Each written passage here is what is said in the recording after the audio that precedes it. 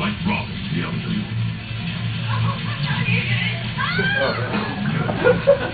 What the heck?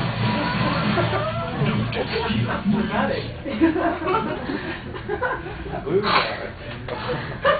Alright. I'm pretty sure we're all familiar with the ad that's mimicking. It's the anti-piracy ad that pretty much suggests that if you steal movies, you're committing a felony. But with these ads becoming more and more popular, why aren't they working? After doing research about this topic since the project was assigned, today I would like to explain to you the reasons why anti-piracy movement is considered ineffective. With problems with growing ease of file sharing, better quality of bootlegs, and difficulty of taking cases to trial, prevention of piracy has become nearly impossible. Let's focus on music. According to Duke University's music industry website, from 1995 to 1999, most pirated music was sold or distributed through CDs, CDRs, or cassettes, which means that most of them were sold. Most of them were sold by sketchy men in trench coats, like this right here.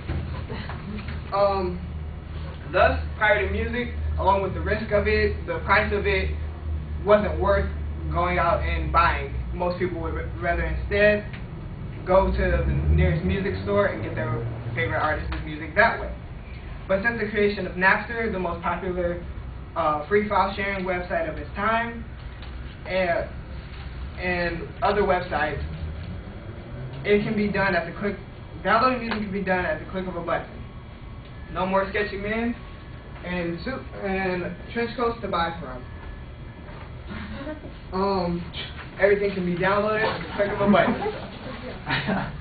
Not only are the files easy and free, but they also the improved quality, especially in movies, makes it where it's more likely for people to share files. Movies and music can now be digitally copied, known as ripping, a process that can be further examined by DVDRipAndBurn.com from CDs and DVDs programs found throughout the internet, thus allowing the project to keep its original quality. This is a DVD ripping program. They pretty much take the exact copy of the DVD and it keeps its quality, so it's more attractive to people who want to bootleg. So no longer do people have to worry about the co-star of their favorite movie being a person in the front row, or songs where every other word is only audible, but they can get the exact quality that people who would purchase CDs or purchase DVDs would get. With the growing ease of pirated music and movies and the growing quality, it's become an immediate problem for those who are in the music and movie industry. The second ever online file sharing case starts this year, and none are expected to follow suit afterwards. According to Macworld.com, the Recording Industry Association of America is seeking a $4.5 million suit from one single Boston College student who shared 30 songs through Kazaa, the peer-to-peer file sharing program. The defendant, and just like the first trial, where the RIAA was awarded $250,000, the defendant will not be able to pay for the fines. Thus, he will file bankruptcy, and the RIAA will not be able to receive a dime from the two trials, and they will lose money on lawyer fees. So the growing problem so therefore, not only is it ineffective to go to trial for these cases, but they'll lose money, the artists won't get paid, and they're claiming that the whole reason for the trials are to get paid. In the first file sharing case, according to Macworld.com, the defendant offered to pay the RIAA $500 for 50 songs that he downloaded. He said that was enough to cover for what he did. The damage should be done $10 a song, all's even. But the RIAA wanted to make a case out of the individual and instead further went to prosecution and demanded that they would be paid the full $250,000. So, in effect, the RIAA has reversed what they were trying to do. Instead of gaining money for their artists who they claim to represent and the companies that labels they claim to represent, they instead are losing money and losing the battle on bootlegging. With the growing ease of file sharing and the better quality of bootlegs and the cost ineffectiveness of not taking cases to trial, the anti-piracy movement has rendered itself very inefficient. Thank you.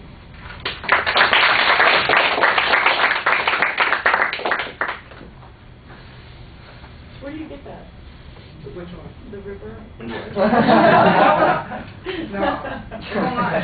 I have to type in DVD rips and it's like a whole bunch of them.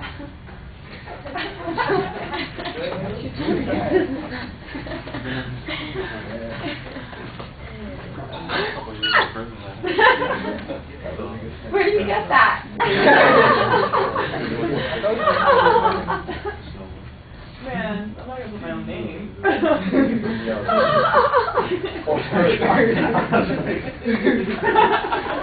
All right, Miguel, what did you think? Well, I was expecting a little more of a well-prepared speech from Jameel. All the others, hey, let me finish. With all the other speeches we've seen from him, he seemed confident. He knew what he was going to say.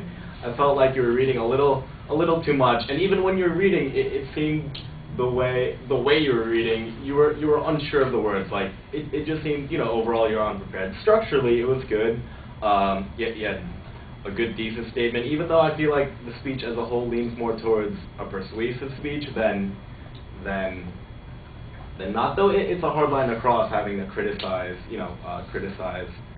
the advertising and marketing campaign against file sharing. But we did cite, proper sources, technical blogs online. But I don't know. Overall, as an audience member, I came away disappointed. All right. Love, bro. Well, I thought the topic was very clearly identified, and you had a good thesis statement. It's always a little awkward when using a video clip to get things started because sometimes the setup is a little confusing, but it was okay here. I think you need to do a little bit more on the justification for why we're talking about this. So you could talk about, for instance, the decline in sales, the impact on the both the movie or the music business because of piracy, the estimated amount of money that are being lost, something like that, to create a little bit more justification for listening to this. The main points were laid out kind of in a perfunctory way, but they were there, so you signposted them in the preview, and I appreciated that. I thought you did an okay job providing supporting material in the speech and citing it early on. You did get, I think, caught up in the analysis of the two cases that the RIAA pursued, and that's where I think that I would agree with Miguel, where you are kind of on the brink of getting involved into a persuasive message as opposed to a descriptive message. The RIAA knows that they're not going to get the money from these people. What is it, $4 million from the college student? That just isn't going to happen, so they're not worried about that. So what's the real purpose in doing it? And you don't talk about that because it's really a kind of a deterrent effect and whether or not that works. I think you needed some follow-up to show, for instance, despite the fact that these cases have been filed, despite the fact that people are sometimes named and charged, we continue to have more and more cases of people doing stuff like that. And I think that would then make that analysis that you had a little bit more useful for that particular point. The clips are okay. Like I said, the video clip is okay. I like the pictures. Basically, the Star Trek Muppet picture is a repeat of the earlier picture, just in a different format, so I didn't know that you needed it, and I don't think it had helped that much. I thought the other two things were pretty good. I wasn't annoyed by your hesitation while you were speaking. I know that you probably just needed a little bit of practice. It could have been stronger there, but I wouldn't say I was disappointed. I just he has well, it's just he has very high expectations for you. It's not that